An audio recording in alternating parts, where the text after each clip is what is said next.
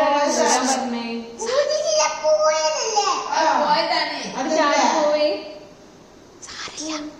അത് പുതിയത് വാങ്ങാൻ ഭംഗിയുള്ള മോതിരം പുതിയത് വാങ്ങ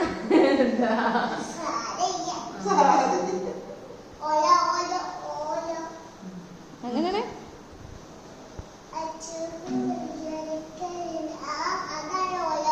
എന്നാ പാടേ പാടേ ഒന്നുകൂടി പാട്ട് പാടേ. ഒന്ന് കളിച്ച് കാണിച്ചാ.